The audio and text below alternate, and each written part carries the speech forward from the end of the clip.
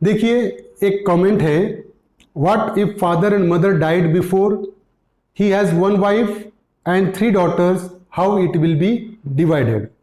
देखिए कि इसे कमेंट में ऐसा पूछा गया है कि अगर किसी व्यक्ति की, किसी पर्सन की अगर डेथ होती है और उसके माँ बाप अगर पहले ही फौत हो चुके हैं, उनकी डेथ हो चुकी है, वो मर चुके हैं, और वो जो अभी मरा है उसकी वाइफ है और 3 daughters है, 3 daughters है, तो प्रॉपर्टी कैसे डिवाइड होगी। मरने वाले के माँ बाप नहीं है, उसकी वाइफ है और 3 लड़कियां हैं उसको, तो प्रॉपर्टी कैसे डिवाइड होगी, ये कमेंट है। तो इसी को हम आज के इस लेक्चर में डिस्कस करेंगे कि किस तरीके से प्रॉपर्टी डिस्ट्रीब्यूट होगी और किसको किसको कैसी प्रॉपर्टी जाएगी। तो मैं डॉक्टर वसीम खान, और चलिए स्टार्ट करते हैं हम इस टॉपिक को। उससे पहले मेरी रिक्वेस्ट है कि प्लीज मेरे चैनल को सब्सक्राइब कीजिए जरूर से, ताकि इसी तरीके के लेक्चर्स मैं आपके लिए बनाता रहूं और आपके कंसेप्ट को क्लियर करता रहूं, ताकि आपको मुस्लिम विरासत के कानून से रिलेटेड सारी इंफॉर्मेशन मिले। और मेरी रिक्वेस्ट ये भी है कि इसको ज़्यादा से ज़्यादा ज़रूरतमंद लोगों तक शेयर करें, ताकि सारे पर्सन को ये पता चले कि विरासत के कानून क्या है और किसको प्रॉपर्टी में कितना कितना हिस्सा मिलेगा। तो चलिए स्टार्ट करते हैं टॉपिक को।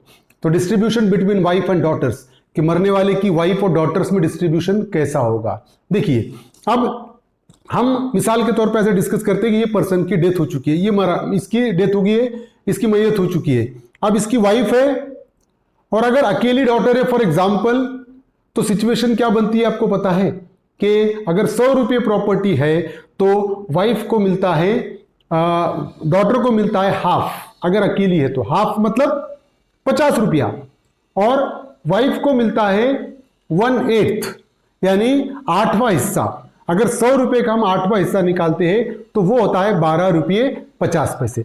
मतलब एक डॉटर का चला गया हाफ, मतलब आधी प्रॉपर्टी, 100 रुपये का अगर हमने हाफ किए तो 50 रुपये डॉटर को मिल गए और वाइफ को मिल गए 8वां हिस्सा, मतलब 12 रुपये 50 पैसे। तो अगर हमने इसके टोटल किए 50 प्लस 12 रुपये 50 पैसे, तो 62 रुपये 50 पैसे यहां पर होते हैं। अब अगर हम 100 रुपये में से 62 रुपये 50 पैसे को अगर माइनस करते हैं तो अभी भी 37 रुपये 50 पैसे बचा हुआ है। अब सिचुएशन ये है कि ये 37 रुपये 50 पैसे जाएंगे किसको। हमने डॉटर का हिस्सा तो उसको दे दिया, वाइफ का हिस्सा भी उसको दे दिया, क्योंकि कुरान में ये हिस्सा मखसूस कर दिया गया है कि इस तरीके से इनको हिस्सा मिलेगा। अब ये जो बचा हुआ 37 रुपये 50 पैसे है, ये किसको जाएंगे, तो ये इसको बचा हुआ शेयर बोलेंगे, रेसिड्यू बोलेंगे इसको, 37 रुपये 50 पैसे को। अब देखिए कि यहां पर ऐसा होगा कि ये पर्सन की डेथ हो गई है, इसको फादर नहीं है, हमने ऑलरेडी वो कमेंट में देखा है कि फादर नहीं है। और एक बात मैं आपको बता दूं कि अगर मरने वाले के एक से ज्यादा डॉटर्स है, जैसा कि उस कमेंट में पूछा गया था कि मरने वाले के 3 डॉटर्स है और वाइफ है, तो वाइफ को तो 8वां हिस्सा ही मिलेगा, मतलब 12 रुपये 50 पैसे, और जो 3 डॉटर्स है उनको 2/3 मिलेगा। मतलब अगर हम 100 रुपए का 2/3 अगर हमने निकाले तो वो होता है 66 रुपये 66 पैसे। तो ये 66 रुपये 66 पैसे वो तीनों डॉटर्स में इक्वली डिस्ट्रीब्यूट होंगे। अब 66 रुपये 66 पैसे को अगर हमने इक्वली डिस्ट्रीब्यूट किए तो वो होता है 22 रुपये 22 पैसे हर एक को मिलेंगे। मतलब हर डॉटर को 22 रुपये 22 पैसे मिल जाएंगे और जो वाइफ है वो वाइफ को 12 रुपये 50 पैसे मिलेंगे। तो अगर हम 66 रुपये 66 पैसे और 12 रुपये 50 पैसे अगर हमने इसको भी मिला दिए तो ये होता है 78 रुपये समथिंग। फिर भी वहां पर जो बची हुई प्रॉपर्टी है 78, सपोज 79, वहां पर भी 21 रुपये बच रहे हैं, वो 21 रुपये जाएंगे किसको। और अगर एक डॉटर है तो जो हमने डिस्कस किया अभी 37 रुपये 50 पैसे, ये किसको जाएंगे, है ना, ये भी इंपॉर्टेंट है डिस्कस करना। तो 37 रुपये 50 पैसे वो जो जाएंगे मरने वाले का, अगर फुल ब्रदर है, उसका भाई है, सगा भाई, तो वो 37 रुपये 50 पैसे उसको चले जाएंगे। एक से ज्यादा भाई है तो 37 रुपये 50 पैसे उनमें इक्वली डिस्ट्रीब्यूट होगा। अगर सगा भाई नहीं है तो कंसंजाइन ब्रदर, मतलब सौतेला भाई, तो सौतेले भाई को अगर एक है तो 37 रुपये 50 पैसे चले जाएंगे, और अगर एक से ज्यादा सौतेले भाई है तो 37 रुपये 50 पैसे उनमें इक्वली डिस्ट्रीब्यूट होंगे। तो सौतेले भाई को कब मिलेगा, अगर सगा भाई नहीं है तो।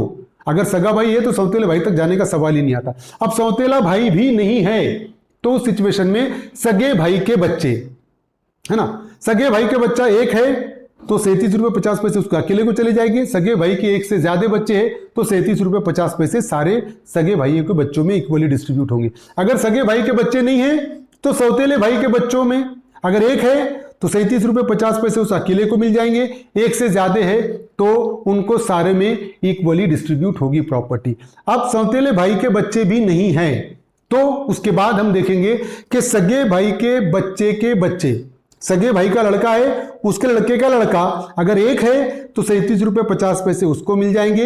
एक से ज्यादा है तो 37 रुपये 50 पैसे उनमें इक्वली डिस्ट्रीब्यूट हो जाएंगे। अगर सगे भाई के लड़के का लड़का भी नहीं है तो सौतेले भाई के लड़के का लड़का अगर एक है तो 37 रुपये 50 पैसे उसको अकेले को, एक से ज्यादा है तो 37 रुपये 50 पैसे उनमें इक्वली डिस्ट्रीब्यूट हो जाएंगे।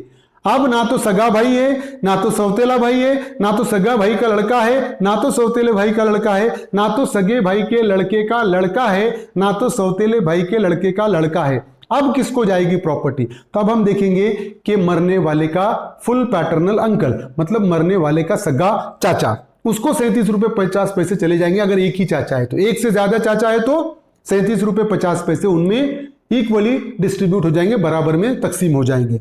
अगर सगा चाचा नहीं है तो सौतेला चाचा मतलब फादर का सौतेला भाई, वो अगर एक है सौतेला भाई फादर का तो उसको अकेले को 37 रुपये 50 पैसे, एक से ज्यादा है तो उनमें इक्वली डिस्ट्रीब्यूट हो जाएंगे, बराबर का हिस्सा उनमें डिस्ट्रीब्यूट होगा।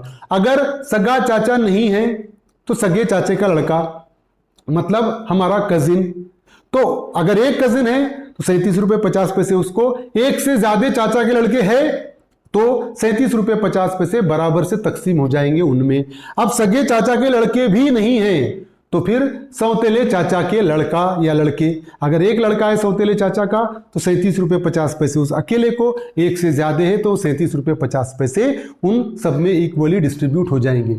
अगर सौतेले चाचा का लड़का भी नहीं है तो सौतेले चाचा के लड़के का लड़का एक है तो 37 रुपये 50 पैसे, एक से ज्यादा है तो इक्वली डिस्ट्रीब्यूट हो जाएंगे 37 रुपये 50 पैसे उनमें, मतलब बराबर से तकसीम हो जाएंगे। अब सगे चाचा के लड़के का लड़का भी नहीं है तो सौतेले चाचा के लड़के का लड़का, इसको चले जाएंगे 37 रुपये 50 पैसे अगर एक है तो, एक से ज्यादा है तो 37 रुपये 50 पैसे बराबर से तकसीम हो जाएंगे। तो इस तरीके से प्रॉपर्टी डिस्ट्रीब्यूट होगी। फिर से रिपीट करता हूं मैं, मरने वाले के अगर एक बेटी है तो आधा हिस्सा जाएगा उसको 50 रुपये 100 रुपये में से।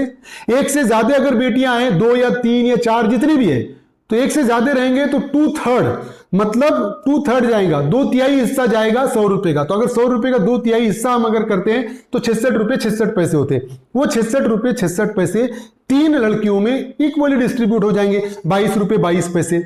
और वाइफ का जो मखसूस हिस्सा है, अगर बच्चे होते हैं मरने वाले को तो वाइफ को मिलता है 8वां हिस्सा, और अगर 100 रुपये का 8वां हिस्सा देखे हमने तो वो होता है 12 रुपये 50 पैसे। तो मोटा मोटा हिसाब अगर एक ही डॉटर है तो 50 रुपये और 12 रुपये 50 पैसे, मतलब ये दोनों मिलाकर 62 रुपये 50 पैसे होते हैं। अभी भी 37 रुपये 50 पैसे बचे हुए हैं। तो 37 रुपये 50 पैसे जो भी हमने डिस्कस किए कि मरने वाले का भाई, सौतेला भाई, भाई का बच्चा, सौतेले भाई का बच्चा, ये इनको जाएगा 37 रुपये 50 पैसे। बहुत सारे लोगों का क्वेश्चन ये रहता है कि बची हुई प्रॉपर्टी किसको जाएगी, तो बची हुई प्रॉपर्टी इस तरीके से डिस्ट्रीब्यूट होगी। तो यही था आज के कमेंट का आंसर। उम्मीद करता हूं कि आपको समझ में आया होगा। समझ में आया तो जरूर से मेरे चैनल को सब्सक्राइब कीजिए और इस जो वीडियो है इसको ज़्यादा से ज़्यादा ग्रुप्स में और लोगों तक शेयर कीजिए ताकि उनको पता चले कि मुस्लिम विरासत के कानून क्या है और किस तरीके से प्रॉपर्टी डिस्ट्रीब्यूट होती है और कौन कौन हकदार है प्रॉपर्टी के।